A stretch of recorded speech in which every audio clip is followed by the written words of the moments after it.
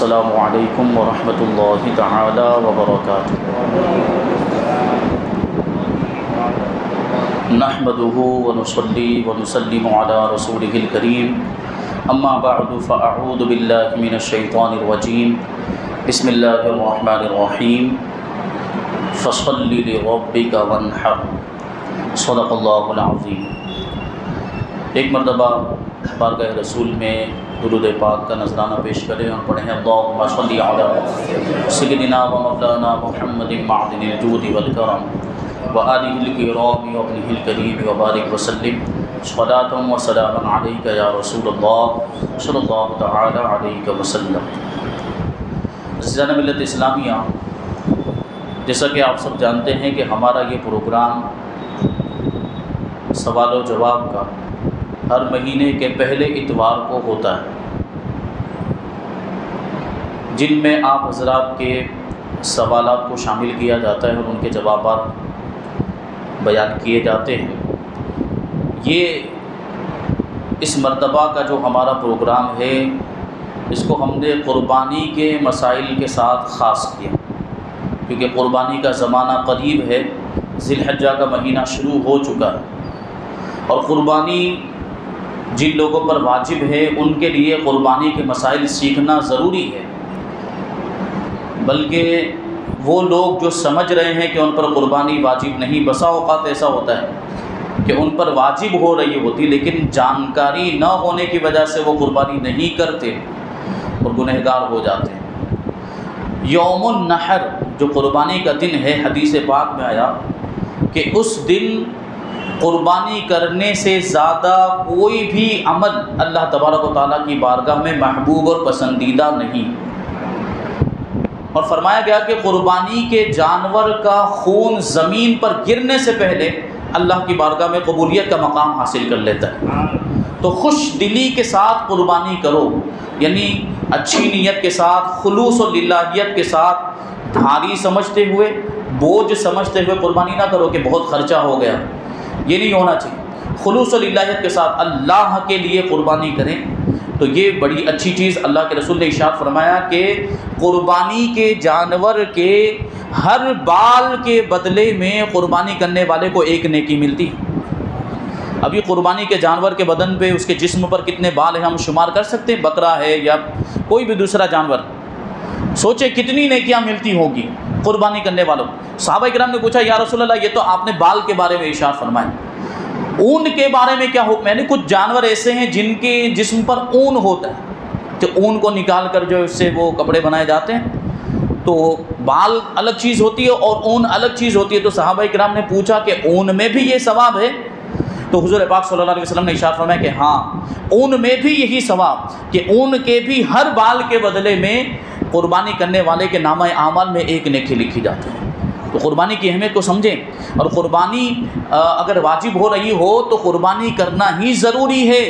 क़ुरबानी वाजिब होने के बावजूद कोई भी दूसरा अमल अगर हम करना चाहें तो वो क़ुरबानी के कायम मुकाम नहीं हो सकता। अगर हम ये सोचें कि क़ुरबानी नहीं करते हैं, क्या जानवर का खून क्या बहाएंगे, एक जान को कत्ल करेंगे, ये सब जहन में ख्याल आते। कुछ ऐसे आज़ाद ख्याल किस्म के लोग होते हैं, उनके दिमाग में ये ख्यालात आते हैं कि क्या जानवर को ज़बह करेंगे, उसकी जगह पे सदका कर देते हैं। ये जितनी कीमत का हम जानवर ख़रीदेंगे उतनी कीमत किसी गरीब को दे देते हैं, किसी बेवा को दे देते हैं, किसी यतीम की मदद कर देते हैं, किसी मदरसे में दे देते हैं। अभी एक पोस्ट बहुत ज़्यादा घूम रही है, मैंने देखा कि ग़ालिबन वो पाकिस्तान की है। पाकिस्तान देखें, इस्लामी जमहूरिया माना जाता है, इस्लामी मुल्क माना जाता है, लेकिन वहाँ भी ऐसी चीज़ है। वहाँ पे उसने, एक आदमी ने ये किया कि वाटर कूलर लगा दिया, पानी का, ठंडे पानी का उसने वो मशीन लगा दिया और क्या कहा कि मैंने ये क़ुरबानी की जगह पर ये काम किया, जितने पैसों से क़ुरबानी होने वाली थी उतने रुपयों का ये वाटर कूलर ख़रीदा और इसको मैंने लगा दिया कि लोग पानी पीते रहें। तो ये अगरचे यूँ अलग से हम ये करें तो उसका सवाब है, पानी पिलाने का सवाब है, लेकिन क़ुरबानी की जगह पर आप ये करना चाहें और ये सोचें कि ये क़ुरबानी के कायम मुकाम, तो ऐसा नहीं हो सकता। ये तो क़ुरबानी को मिटाने वाली बात हो गई। क़ुरबानी ये शाइर इस्लाम में से है, इस्लाम की अलामतों में से है, इस्लाम की निशानियों में से है। हुज़ूर पाक सल्लल्लाहु अलैहि वसल्लम ने इसका हुक्म दिया है और हदीसों से साबित है, सहाबा का इस पर अमल रहा, बुजुर्गान दीन का इस पर अमल रहा, और औलियाए किराम का, उलमाए इज़ाम का 1450 साल से लोगों का इस पर अमल रहा, पूरी उम्मत मुस्लिमा का अमल रहा।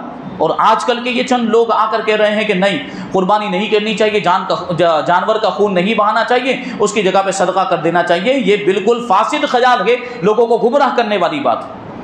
कुर्बानी वाजिब है तो कुर्बानी करना ही ज़रूरी है। और कुर्बानी हर आज़ाद आक़िल व बालिग मुकीम साहिब निसाब मुसलमान पर फ़र्ज़ है, यानी मुसलमान होना ज़रूरी, काफिर पर कुर्बानी फ़र्ज़ नहीं। इसी तरह मुसाफिर, यानी मैंने जो शरई सफ़र इससे पहले बयान किया, 92 किलोमीटर के सफ़र पर या उससे ज़्यादा किसी जगह, उससे ज़्यादा कि लंबे सफ़र पर गया तो वो मुसाफिर हो जाता है, और मुसाफिर पर कुर्बानी वाजिब नहीं। अगरचे घर पे उसके पास बहुत सारा माल पड़ा हुआ है, लेकिन वो मुसाफिर हो गया तो उस पर अब कुर्बानी वाजिब नहीं रही। अब अगर वो करना चाहता है कर तो सकता है, लेकिन ये वाजिब नहीं होगी, ये नफली कुर्बानी हो जाएगी अगर कोई मुसाफिर है। इसी तरीके से अगर नाबालिग है तो नाबालिग पर भी कुर्बानी वाजिब नहीं है। अब उसका बाप जो है उसकी तरफ से करना चाहता है, कर सकता है, सवाब मिलेगा, लेकिन वाजिब नहीं।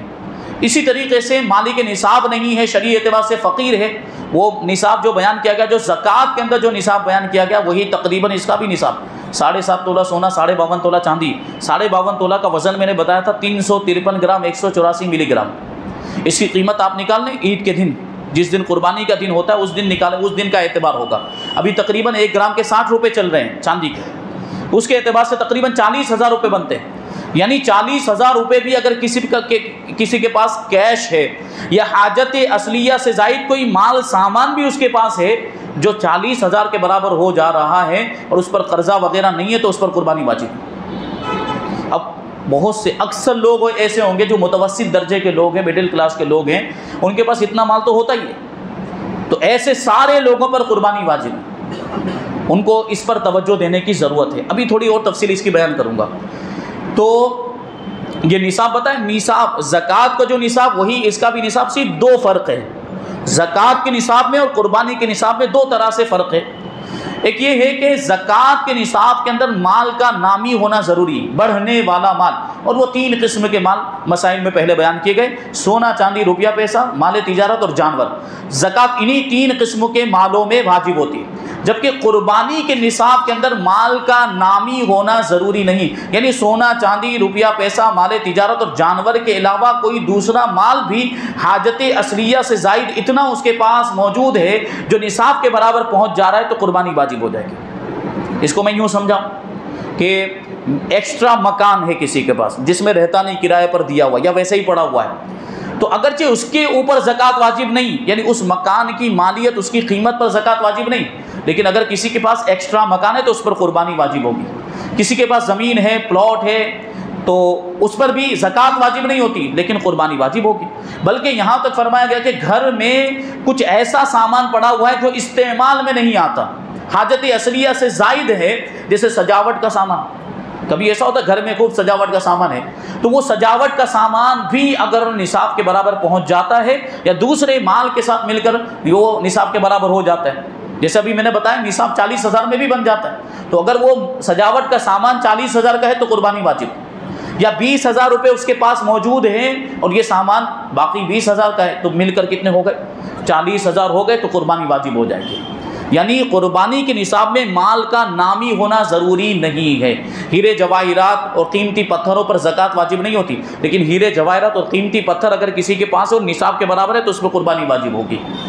ये सारी चीज़ें जहन में रखने की ज़रूरत है। अच्छा, एक चीज़ और ये आ जाती है कि हमारे यहाँ पे आमतौर पर चला हुआ है ये मसला कि घर के एक बड़े आदमी ने कुर्बानी कर ली तो समझते हैं कि बाकी लोग बरी ज़िम्मा हो गए, यानी पूरी फैमिली की तरफ से कुर्बानी कर दी जाती, जबकि हुक्म ये है कि घर के अफराद में, फैमिली के मेंबर्स में जो भी मालिक निसाब है सब पर कुर्बानी वाजिब है, सबको अपने नाम से कुर्बानी करना ज़रूरी है। अगर शोहर मालिक निसाब है तो उसको भी कुर्बानी करना वाजिब, बीवी मालिक निसाब है तो उसमें भी कुर्बानी वाजिब। अगर बालिग बच्चे हैं और वो खुद भी मालिक निसाब, यानी उनके पास उनका खुद का माल इतना है जो निसाब के बराबर हो जा रहा है, तो उन पर भी कुर्बानी वाजिब। माँ बाप भी अगर मालिक निसाब है तो उन पर भी कुर्बानी वाजिब, यानी सबके नाम की कुर्बानी करनी पड़ेगी। हाँ, अगर घर के अफराद में कोई मालिक निसाब नहीं है या कुर्बानी के शराइत नहीं पाए जा रहे तो उसकी कुर्बानी वाजिब नहीं। ये बात जहन में रहे। तो निसाब मैंने बता दिया, एक फ़र्क बता दिया। दूसरा जो फ़र्क है ज़कात के और कुर्बानी के निसाब में, वो है साल का गुजरना, कि ज़कात के अंदर साल का गुजरना शर्त है। जैसे अभी कोई माली के निसाब हुआ तो फ़ौरन ज़कात वाजिब नहीं हो जाती, आइंदा साल वो माली के निसाब रहेगा तो आइंदा साल इसी मौके पर, ये जब तारीख़ आएगी, ये जब महीना आएगा, तो उस पर ज़कात वाजिब होगी। लेकिन कुर्बानी में ऐसा नहीं। कुर्बानी में तो अगर कुर्बानी के दिन भी उसके पास इतना माल आ गया जो निसाब के बराबर, उसकी वजह से माली के निसाब हो गया, तो कुर्बानी वाजिब हो जाएगी। यानी अभी तक माली के निसाब नहीं है, मान लीजिए अभी तक माली के निसाब नहीं है, लेकिन 10 ज़िलहज्जा को उसके पास 40,000 रुपये आ गए, उसके खुद के, कर्जा नहीं लिया, 40,000 रुपये आ गए या 45,000 रुपये आ गए, तो वो माली के निसाब हो गया, उस पर कुर्बानी वाजिब है। इसी तरीके से फरमाते हैं कि अगर कोई काफिर था और वो काफिर ईद के दिन मुसलमान हो गया और माली के निसाब भी हैं और दूसरी सारी शर्तें भी पाई जा रही, बालिग भी है, तो उस पर भी कुर्बानी वाजिब हो जाएगी। या कोई शख्स पहले नाबालिग था और कुर्बानी के दिनों में बालिग हो गया और दूसरी शर्तें पाई जा रही, मालिक के निसाब भी है, मुकीम भी है, तो उस पर भी कुर्बानी वाजिब हो जाएगी। तो ये कुर्बानी के कुछ ज़रूरी मसाइल जो ये बताना ज़रूरी समझते हैं, इस वजह से इनको जहन में रखें। ये शराइत जो बयान किए गए हैं कि हर बालिग, मुकीम, साहिब निसाब मुसलमान पर कुर्बानी वाजिब, हम अपने एतबार से गौर व फिक्र कर ले कि हम पर कहीं कुर्बानी वाजिब तो नहीं हो रही। कुर्बानी वाजिब हुई, उसके बाद भी नहीं करेंगे तो गुनहगार हों, ये बात ध्यान में रखें। तो हमने इसी वजह से आज ये कुर्बानी के मसाइल के ताल्लुक़ से प्रोग्राम रखा है और कुछ सवालात भी हमारे पास आए, इंशाअल्लाह उनको भी हम शामिल करेंगे। तो ये कुर्बानी के ताल्लुक़ से एक और चीज़ बताकर जो है हम सवालात के सिलसिले को आगे बढ़ाएंगे। जैसे कि मैंने अभी अर्ज़ किया कि कुर्बानी के वजूब की जो शराइत है, तो अब जो जानवर हैं, कुर्बानी के जो जानवर होते हैं वो 3 तरह के जानवर हैं। एक जानवर है बकरी, उसमें बकरा भी आ गया, एक है गाय, उसमें भैंस भी आ गई, और एक है ऊँट, इसमें ऊँटनी भी, यानी नर और मादा सब आ गए, फीमेल और मेल। बकरी की भी कुर्बानी हो सकती, बकरे की भी हो सकती, गाय की भी हो सकती, बैल की भी हो सकती, भैंस की भी हो सकती, पाड़े की भी हो सकती है, इसी तरह ऊँट की भी हो सकती, ऊँटनी की भी हो सकती है। दुम्बे की भी कुर्बानी जायज़ है, भेड़ की भी कुर्बानी जायज़, भेड़ जिसको हम लोग घेंटा बोलते हैं, शीप इंग्लिश में जिसको कहा जाता है, उसकी कुर्बानी भी जायज़ है। लेकिन एक बात यहाँ पर जहन में रहे कि बकरा है, बकरी है, या मेंढा है, या भेड़ है, या दुम्बा है, ये एक ही आदमी की तरफ से हो सकता है। लेकिन बड़ा जानवर अगर है, यानी गाय, भैंस और ऊँट है, आप लोग जानते हैं उसमें कितने लोग शरीक हो सकते हैं? 7 लोग। 7 लोग उसमें शरीक हो सकते हैं, यानी 7 लोगों की कुर्बानी उसमें हो सकती है। तो अभी आप बहुत ज़्यादा मालदार नहीं है, माली के निसाब है, लेकिन 40-45 हज़ार रुपये ही है, तो बड़ा जानवर या महंगा जानवर आप नहीं खरीद सकते। जैसे बकरा अभी तकरीबन 35-35 हज़ार रुपये के आसपास मिल रहा है, तो आपकी वो इस्तिताअत नहीं, उतनी ताकत नहीं है कि आप बकरा खरीद के उसकी कुर्बानी कर लें। तो बकरे की कुर्बानी करना ही ज़रूरी नहीं, आप बड़े जानवर में एक हिस्सा भी ले सकते हैं। बड़े जानवर के अंदर आप हिस्सा भी, वो कम में हो जाएगा, उससे भी आपकी कुर्बानी अदा हो जाएगी। तो ये ज़रूरी मसला था, इसको भी बता दिया गया। अब हम सवालात का सिलसिला शुरू करते हैं। सवाल ये है कि इस माहौल में जब बाहर से गोश्त लाने में कानूनी पाबंदी है, तो क्या ऐसे में बाहर कुर्बानी करके यहाँ लाने की जहमत करना कुछ पैसों के लिए, तो क्या ये शरई इसकी इजाज़त देती है शरीयत? देखिए, कुर्बानी करने के लिए कुर्बानी हो जाना ज़रूरी है। अब वो कहाँ पर हो रही है इससे कोई मतलब नहीं, आप चाहे तो यहाँ पे करवाएं, या बाहर करवाना चाहते हैं तो बाहर भी किसी और जगह पर, किसी और शहर में, किसी और सूबे में, किसी और स्टेट में, अगर वहाँ आसानियाँ हैं और वहाँ अगर ये बसा औक़ात ऐसा भी हो सकता है कि सस्ता जानवर मिल रहा है, तो वहाँ करवाना चाहते हैं तो करवा सकते हैं, कुर्बानी हो जाएगी। शर्त ये कि दोनों जगह कुर्बानी के दिन होने चाहिए। कभी मुल्क भी बदल जाता है, कभी वो कोई लंदन में रह रहा हो, यहाँ कुर्बानी करवा रहा है, तो लंदन में जानवर के मसाइल होंगे, बहुत महंगा मिलता होगा, तो वो सोच के कि यहाँ करवा लेता हूँ, तो कुर्बानी हो जाएगी। लेकिन इसमें उलमा का इख्तिलाफ है कि कहाँ पर कुर्बानी का वक्त होना चाहिए। इसलिए बेहतर क्या है कि दोनों जगह कुर्बानी का वक्त होना चाहिए। वहाँ पर भी कुर्बानी का चांद आगे पीछे हो सकता है, इसलिए वहाँ पर भी जहाँ वो शख्स मौजूद है जिसकी तरफ से कुर्बानी हो रही है और जहाँ कुर्बानी की जा रही है, दोनों जगह पर कुर्बानी का वक्त होना चाहिए। और कुर्बानी का वक्त क्या है? ये 10वीं ज़िलहज्जा की सुबह सादिक से लेकर 12वीं ज़िलहज्जा की गुरूब आफ्ताब तक। और शहर में ईद की नमाज से पहले कुर्बानी नहीं हो सकती, ईद की नमाज हो जाए उसके बाद ही कुर्बानी हो सकती है। और अगर गांव में है, देहात में है, तो सुबह सादिक के बाद कुर्बानी की जा सकती है। तो ये अगर इस तरह के कोई मसाइल है जानवर को इधर से उधर मुंतकिल करने के, तो दूसरी जगह भी कुर्बानी हो सकती है। ये अलग बात है कि मुस्तहब ये बेहतर ये है कि जहाँ वो हो वहीं पर कुर्बानी की जाए और वो अपनी निगरानी में रहकर करे। और सबसे बेहतर तो ये कि खुद ही ज़बह करे जानवर को, अगर वो सही तौर पर ज़बह करना जानता हो तो खुद ही ज़बह करे।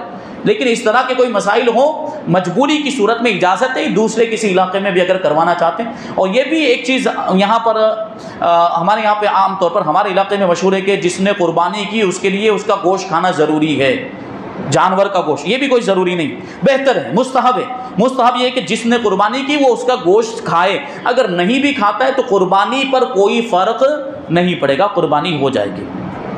हज़रत ये बात लोगों में मशहूर है कि जिसने एक बार हज बैतुल्लाह किया उस पर हमेशा कुर्बानी फ़र्ज हो गई, इसकी वजह? ऐसा नहीं है। अब जो हर साल माली के निसाब है तो हर साल करनी पड़ेगी। ये शराइत का लिहाज किया जाएगा, जो शराइत मैंने अभी बयान की। कुर्बानी वाजिब होने की शर्तें अगर हर साल पाई जा रही है तो हर साल कुर्बानी वाजिब। ऐसा नहीं कि हज कर लिया तो अब हर साल कुर्बानी करनी ही पड़ेगी, अब अगरचे माली के निसाब ना रहे, ऐसा नहीं है। ये हज बैतुल्लाह का कुर्बानी से कोई ताल्लुक़ नहीं। हज करने के लिए जाते हैं, तमत्तो करते हैं, आमतौर पर हमारे यहाँ से जाते हैं लोग, या क़िरान भी अगर करें तो वो हज की कुर्बानी होती है, वो अलग कुर्बानी होती है। और ये ईद की कुर्बानी ये अलग कुर्बानी है, इसका और हज का कोई लेना देना नहीं है। अगर माली के निसाब है, शराइत पाए जा रहे हैं तो कुर्बानी वाजिब होगी, और शराइत नहीं पाए जा रहे तो कुर्बानी वाजिब नहीं होगी। अगर किसी को नाखून और बाल वाला मसला पता नहीं है और उसने कटवा दिए तो उस पर कोई शरई हुक्म तो नहीं है? ये हुक्म मुस्तहब है। ये भी इसको बहुत ज़्यादा ज़रूरी समझ लिया लोगों ने कि चाँद देखने के बाद से लेकर जब तक कुर्बानी ना हो जाए कुर्बानी करने वालों की, और जो कुर्बानी नहीं कर रहे हैं जब तक ईद की नमाज ना पढ़ लें वो नाखून नहीं काट सकते, बाल नहीं काट सकते। ये हुक्म जो हदीस में आया ये मुस्तहब है। यानी क्या मतलब हुआ कि जो कुर्बानी करने वाला है वो जब तक उसकी कुर्बानी नहीं हो जाती ये पूरे 10 दिन तक नाखून और जिस्म के बाल नहीं काटे। और जो कुर्बानी नहीं कर रहा, जिस पर कुर्बानी वाजिब नहीं, उसके लिए भी यही हुक्म है। अब इससे एक सवाल हमारे पास ये आया था कि जो कुर्बानी नहीं कर रहा है उसके ताल्लुक से ये हदीस शरीफ में फजीलत आई है कि उसको कुर्बानी का सवाब मिल जाएगा, नाखून नहीं काटेगा, बाल नहीं काटेगा तो उसको कुर्बानी का सवाब मिल जाएगा। तो जो कुर्बानी पहले से कर रहा है तो क्या उसको डबल कुर्बानी का सवाब मिलेगा? अजीब व गरीब सवाल होते हैं। ऐसा नहीं है, डबल कुर्बानी का सवाब नहीं मिलेगा, बल्कि उसको ये इस चीज़ से नाखून वगैरह ना काटने का अलग से उसको कुर्बानी करने वाले को एक अलग सवाब मिलेगा। और वो है हाजियों की मुशाबहत, कि हाजी एहराम की हालत में नाखून और बाल नहीं काट सकते, ये उसकी मुशाबहत। और दूसरी चीज़ ये है कि जानवर जो ज़बा कर रहा है वो जानवर उसके नाखूनों का और उसके बाल का फिदिया हो जाएगा, यानी फिर उसके बाल और उसके नाखून ये जहन्नम की आग से महफूज हो जाएंगे, ये उसको अलग से की फजीलत हासिल हो जाएगी। तो ये कोई ज़रूरी नहीं है। इसका मतलब क्या कि अगर कोई काट भी लेता है नाखून और बाल इन दिनों के अंदर तो कोई गुनाह नहीं, ये मुस्तहब हुक्म है। मुस्तहब का मतलब ही होता है करें तो सवाब और ना करें तो कोई गुनाह नहीं। बल्कि आला हज़रत रज़ियल्लाहु ताला अन्हु ने तो यहाँ तक फरमाया है कि ये जो बगल के बाल होते हैं और मुँह ज़ेर नाफ और नाखूनों के लिए 40 दिन की मुद्दत मुकर्रर की गई है शरीयत के अंदर, और 40 दिन से ज़्यादा रखना ये जायज़ नहीं। नाखून को 40 दिन तक न काटना, या मुँह ज़ेर नाफ को, मुँह ज़ेर नाफ समझ रहे हैं आप लोग, और बगल के बालों को 40 दिन से ज़्यादा रखना मकरूह तहरीमी है।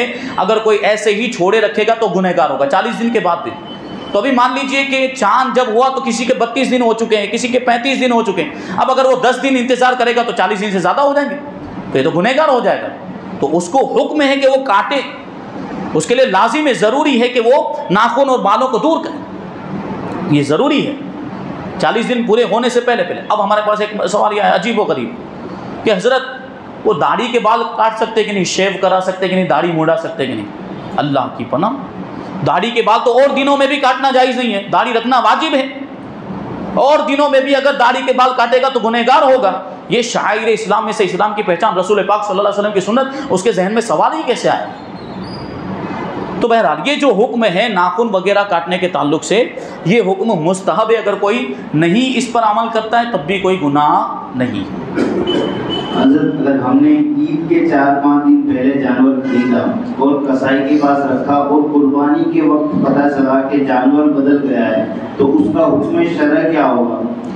देखिए, अगर हम कुर्बानी के लिए जानवर ख़रीद रहे हैं तो फिर हमारी ज़िम्मेदारी बनती है कि हम उसकी पूरी हिफाजत करें, हम अपनी निगरानी में रखें, उसकी पूरी देखभाल करें और हर एतबार से चारा वगैरह खिलाना, उसकी ग़िज़ा खुराक वगैरह का सब ख्याल रखें, उसको कोई तकलीफ़ ना पहुंच जाए, उसको कोई ज़ख्म ना लग जाए, वो बीमार ना पड़ जाए, ये सब हमारी ज़िम्मेदारी बनती है। अब ये कसाई के पास छोड़ दिया, इसका क्या मतलब हुआ? लापरवाही है।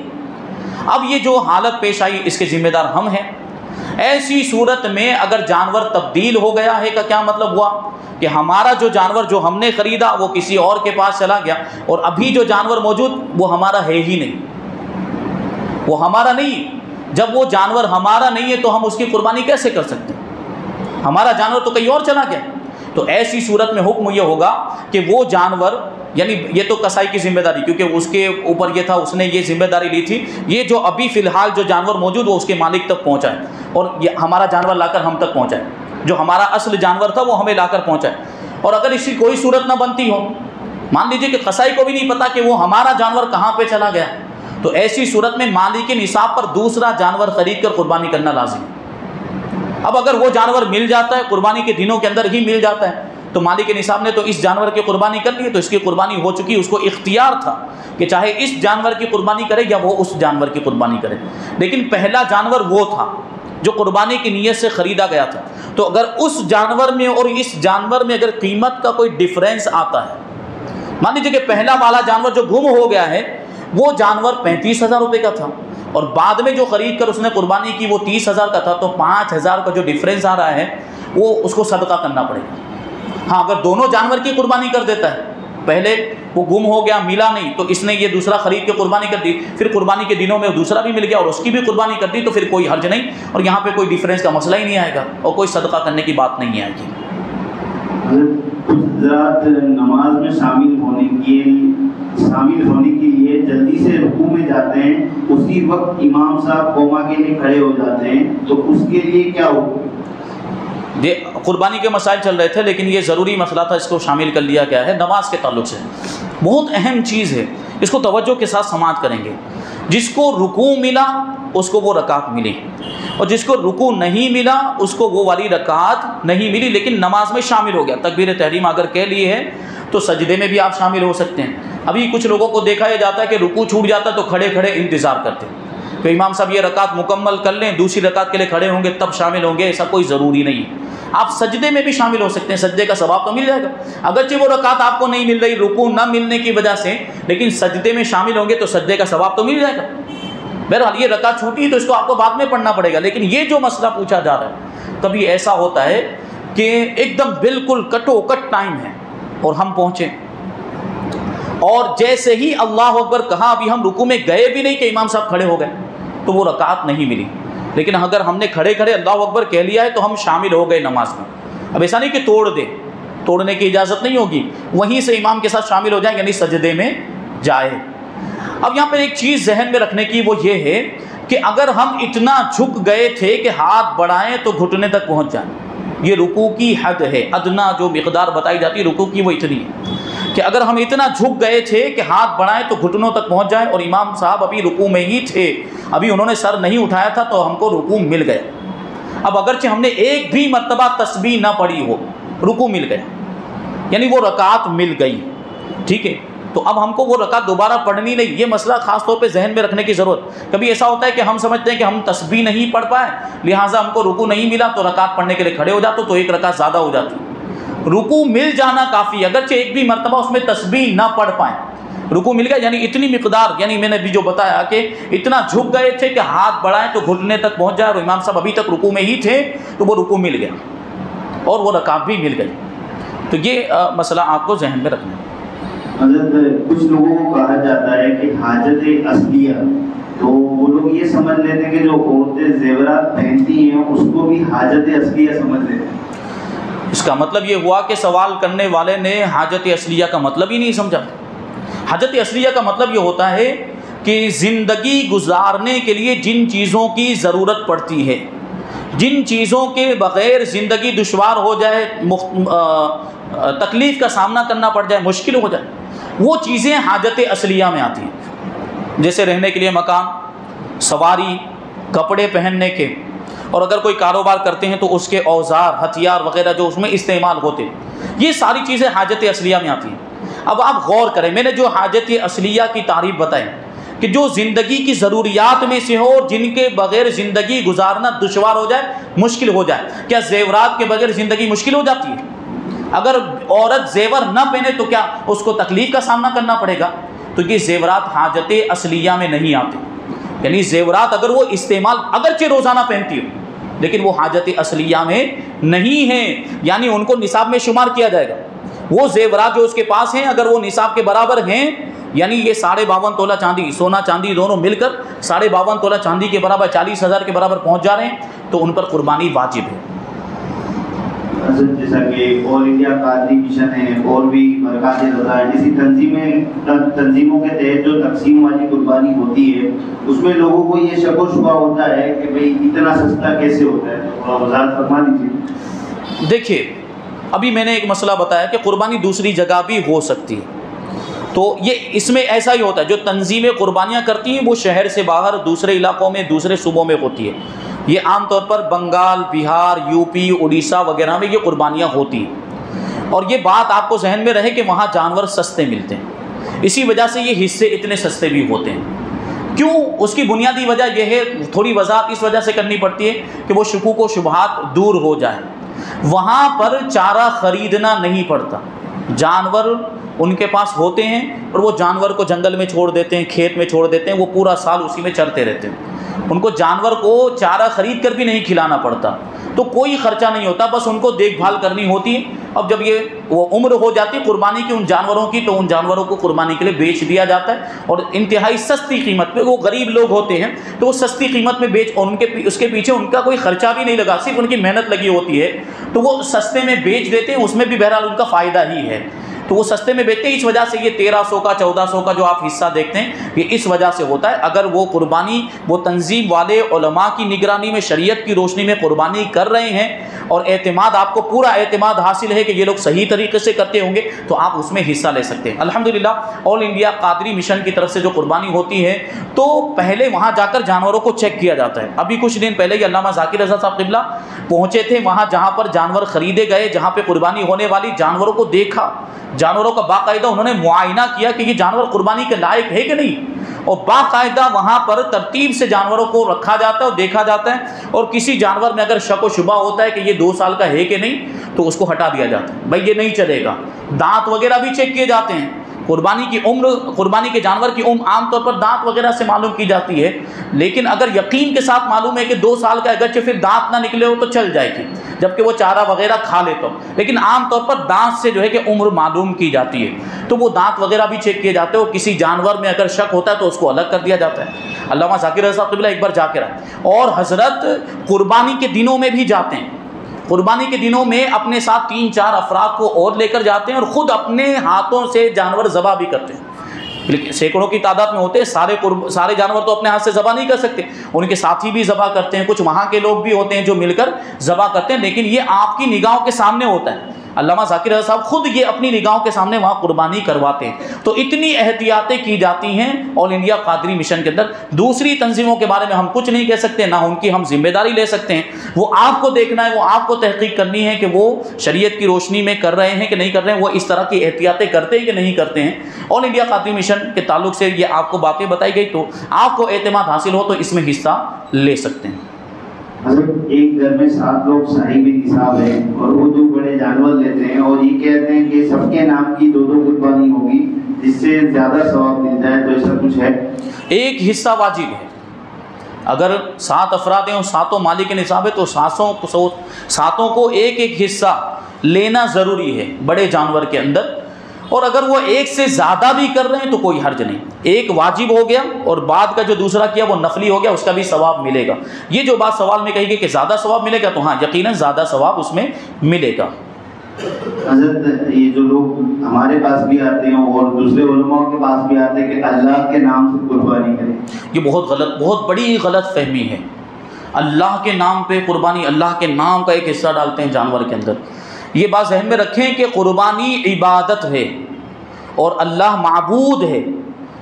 इबादत कौन करते हैं? इंसान और जिन्नात, मखलूक़ात। इबादत वो करते हैं, अल्लाह माबूद है, उसकी इबादत की जाती है, वो किसी की इबादत नहीं करता। तो उसके नाम की कुर्बानी करने का क्या मतलब? वो किसकी इबादत के तौर पर कुर्बानी करेगा? अल्लाह ताला। तो अल्लाह ताला के नाम की कुर्बानी नहीं होगी, अल्लाह ताला के लिए होगी, यानी हम उसकी इबादत के तौर पे करें। अल्लाह का नाम नहीं डाल सकते कि एक हिस्सा अल्लाह के नाम का, ये बहुत गलत है। अगर इसका एहतिकाद रखें तो ये शिरक भी हो सकता है। हालांकि ऐसा अकीदा नहीं होता, लेकिन बहरहाल ये नाजायज़ और गुनाह तो ज़रूर है। अल्लाह के नाम का हिस्सा हम शामिल नहीं कर सकते। हाँ, बुज़ुर्गों के नाम का हिस्सा शामिल करें, औलिया किराम के नाम का हिस्सा शामिल करें, मरहूमीन के नाम का हिस्सा अगर उसमें शामिल करना चाहते हैं तो वो कर सकते हैं।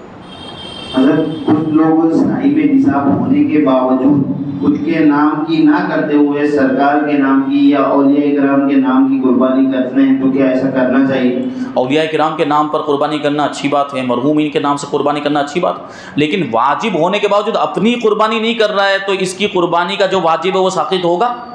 तो पहले क्या ज़रूरी कि पहले अपने नाम की कुर्बानी करे, और फिर अगर उसके पास इस्तिताअत है, जानवर के अंदर अभी हिस्से बाकी है, तो मरहूमीन के भी नाम शामिल करें, रसूल पाक का नाम शामिल करें, औलिया किराम के नाम शामिल करें। और कभी ऐसा हो सकता है कि मान लीजिए कि उस पर कुर्बानी वाजिब है और वो एक ही हिस्से की कुर्बानी कर सकता है, उसके पास और ज़्यादा इस्तिताअत नहीं है कि मरहूम के नाम की भी करे, तो उसका एक तरीक़ा बता दूँ मैं आपको कि वो कुर्बानी अपने नाम ही की करे और अपने माल ही से करे। अगरचे एक ही हिस्से की वो कर रहा है, उस पर वाजिब है, तो वो अपने नाम ही की करे, अपने माल ही से करे, अपनी तरफ ही से करे। लेकिन अब उसको जो सवाब मिला है वो मरहूम को पहुंचाना चाहता है तो पहुंचा सकता है, तो उसका सवाब पहुंच जाएगा। इसको इसाले सवाब कहेंगे। जानवर के बारे में तफसील से थोड़ी बता। जानवर के ताल्लुक से मैंने अभी बता दिया, 3 तरह के जानवर हैं, गाय, भैंस, बकरा, बकरी, भेड़ और दुम्बा उसमें आ गया, ऊँट भी आ गया उसमें, और ये सारी जो उसकी जिन्स में जो चीज़ें होंगी वो सब उसमें शामिल हो जाएंगे। जानवर की उम्रों के बारे में बयान किया गया है कि ऊँट ये 5 साल का होना चाहिए, यानी 5 साल मुकम्मल हो चुके हों, छठा शुरू हो चुका हो, और गाय भैंस वगैरह ये 2 साल के हों, यानी 2 साल मुकम्मल हो चुके, तीसरा शुरू हो चुका हो, और बकरा, बकरी, भेड़ और ये दुम्बा वगैरह बताया गया ये 1 साल का होना चाहिए और दूसरा साल इनका शुरू हो जाना चाहिए। हाँ, जो भेड़ है और दुम्बा या मेंढा अगर वो 6 साल का बच्चा भी लेकिन दूर से देखने में 1 साल का लगता है तो उसकी कुर्बानी जायज़ है। लेकिन ये हुक्म जो है वो भेड़, दुम्बा और मेंढे के साथ ही खास है, बकरा बकरी में ये हुक्म नहीं होगा। यानी बकरे का बच्चा, बकरी का बच्चा अगर 6 महीने का है और वो दिखने में 1 साल का लगता है तो उसकी कुर्बानी जायज़ नहीं है, उसके अंदर 1 साल पूरा होना ज़रूरी है। 6 महीने का होगा तो काफ़ी नहीं होगा। 6 महीने का दुम्बे का बच्चा है या मेंढे का बच्चा है या भेड़ का बच्चा, वो दिखने में 1 साल का लगता है तो उसकी कुर्बानी हो जाएगी। ये जानवरों के ताल्लुक से कुछ चीज़ें बयान की। अब ख़ास तौर पर यहाँ पर जो चीज़ हमको बयान करनी है वो ये है, और वो जानना ज़रूरी भी है कि जानवर का जो कुर्बानी का जो जानवर है उसका ऐब से पाक होना ज़रूरी, उसमें कोई ऐब नहीं होना चाहिए। हाँ, कुछ ऐब ऐसे होते हैं कि उनके रहते हुए कुर्बानी हो जाती, लेकिन कुछ ऐब ऐसे होते हैं कि अगर ऐसा ऐब जानवर के अंदर हो तो कुर्बानी होगी ही नहीं, तो उन चीज़ों को जानना भी ज़रूरी है। उसी को हम तफसील के साथ इंशाल्लाह यहाँ पे शामिल करेंगे। सबसे पहले बताते हैं कि जिसके पैदाइशी सींग ना हो, पहले ही से सींग थे ही नहीं, तो उसकी कुर्बानी जायज़ है। और अगर पहले सींग थे मगर टूट गए और मींग तक यानी जड़ तक टूट गए हैं तो अब कुर्बानी ना जायज़। बिल्कुल जड़ से ये उखड़ गया, सींग जो है जड़ से उखड़ गया, यहाँ जो है गड्ढा पड़ गया है, तो ऐसे जानवर की कुर्बानी जायज़ नहीं। हाँ, अगर वो सींग उखड़ जाने के बाद एक अरसा गुजर गया, लंबा अरसा, कि वो ज़ख्म भर गया, ये बिल्कुल यहाँ पे सीधा हो गया, तो अब उसकी कुर्बानी जायज़। ज़ख्म भर जाने के बाद, या जो है कि कभी ऐसा भी हो सकता है कि सींग दोबारा निकल आए, तो अगर फिर से सींग निकल आया तो उसकी कुर्बानी जायज़। लेकिन ये टूटा हुआ है, जड़ तक टूट गया है तो उसकी कुर्बानी जायज़ नहीं। और जड़ तक नहीं टूटा है, थोड़ा सा टूटा हुआ है और थोड़ा हिस्सा बाकी है, यहाँ से जुड़ा हुआ मौजूद है, तो उसकी कुर्बानी जायज़। पूरा सींग अगर नहीं टूटा है, थोड़ा सा हिस्सा टूटा या आधा टूट गया, आधे से ज़्यादा भी अगर टूट गया है, लेकिन जड़ के साथ थोड़ा सा हिस्सा बाकी है, तो उस जानवर की कुर्बानी जायज़ है। दूसरे नंबर पर फरमाते हैं कि जिस जानवर में जुनून है यानी पागलपन है, कभी ऐसा भी होता है कि ऐसा कोई जानवर आ गया, तो अगर वो पागलपन इस हद का है कि वो जानवर चरता भी नहीं है, चारा भी नहीं खाता है, तो उसकी कुर्बानी नाजायज़ है। और अगर इस हद का नहीं यानी चारा वगैरह खा लेता है, इतनी समझ रखता है, तो उसकी कुर्बानी जायज़ है। नंबर 3, खसी जानवर यानी जिसके खुशिये निकाल दिए गए हों, या मजबूब जानवर यानी जिसके खुशिये और उज़्वे तनासुल यानी उसकी जो शर्मगाह जो नर की अलामत होती है वो भी निकाल दी गई हो, उसकी कुर्बानी जायज़ है। बल्कि खसी जानवर के गोश्त में और ज़्यादा लज्जत पैदा हो जाती है। और हुज़ूर पाक सल्लल्लाहु अलैहि वसल्लम ने जिस मेंढे की कुर्बानी फरमाई वो खसी था, यानी उसके खुशिये काट दिए गए थे। खुशिये काट देने की वजह से गोश्त में लज्जत पैदा हो जाती है, उसकी कुर्बानी जायज़ है। तो ये फरमाया गया। अब चौथे नंबर पे फरमाते कि इतना बूढ़ा जानवर कि बच्चे के काबिल नहीं रहा, या दागा हुआ जानवर, पुराने ज़माने में करते थे कि लोहा वगैरह आग पे गर्म करने के बाद वो निशान लगाते थे जानवर पर, दाग लगाते थे, तो वो दागा हुआ जानवर है, या जिसके दूध ना उतरता हो, इन सब की कुर्बानी जायज़ है। अगर बकरी और उसका दूध नहीं उतरता उसकी कुर्बानी जायज़ है। और खारिशी जानवर की कुर्बानी भी जायज़, यानी जिसको खुजली की बीमारी है जानवर को, उसकी भी कुर्बानी जायज़ है। जबकि वो फरबा हो, सेहतमंद हो, तंदुरुस्त हो और इतना कमज़ोर हो, इतना लागर हो कि हड्डी में मग़ज़ भी न रहा हो, तो उसकी कुर्बानी जायज़ है। बहुत ज़्यादा कमज़ोर हो गए कि चलने फिरने के काबिल ना, या हड्डियों में मग़ज़ भी नहीं रहा, तो उसकी फिर कुर्बानी जायज़ नहीं होगी। हाँ, ये बात जहन में रहनी चाहिए कि अगर बीमारी वाला जानवर है और किसी माहिर मुसलमान तबीब हकीम ने बता दिया कि इस जानवर को अगर कुर्बान किया तो इसका गोश्त खाएंगे तो नुकसान करेगा, तो फिर उसकी कुर्बानी ना करें, उसकी जगह पे दूसरा जानवर मालदार जो होगा, गनी मालिक निसाब, वो दूसरा जानवर उसकी कुर्बानी करेगा। नंबर 5, भींगे जानवर की कुर्बानी जायज़। भींगा जानवर मतलब जिसकी एक आँख टेढ़ी हो जाती है, जिसको हम लोग अपनी ज़बान में क्या बोलते हैं, बाणा। काना अलग हो जाता है, काना मतलब जिसकी एक आँख ही ख़त्म। यहाँ भींगे की बात चले, आँख सलामत है, बस वो आँख टेढ़ी हो गई, तो उसकी कुर्बानी जायज़ है, उसमें कोई हर्ज नहीं है। अंधे जानवर की कुर्बानी जायज़ नहीं है, पूरी रोशनी ख़त्म हो गई, उसकी कुर्बानी जायज़ नहीं है। और काना जानवर जिसका कानापन ज़ाहिर हो, उसकी कुर्बानी भी नाजायज़ है। यानी एक आँख बिल्कुल ख़त्म हो गई, एक आँख या तो फूट ही गई है या एक आँख की रोशनी पूरे तौर पे ख़त्म हो गई है, तो उस जानवर की भी कुर्बानी जायज़ नहीं है। अब इतना कमज़ोर जानवर है कि जिसकी हड्डियों में मग़ज़ ना हो, या लंगड़ा हो, ऐसा लंगड़ा हो कि जो कुर्बान गाह तक अपने पाँव से चलकर ना जा सकता हो, इतना लंगड़ा हो गया है। और इतना बीमार कि जिसकी बीमारी ज़ाहिर हो, यानी जिस बीमारी की वजह से बहुत कमज़ोर हो चुका हो, उसकी कुर्बानी भी नाजायज़ है।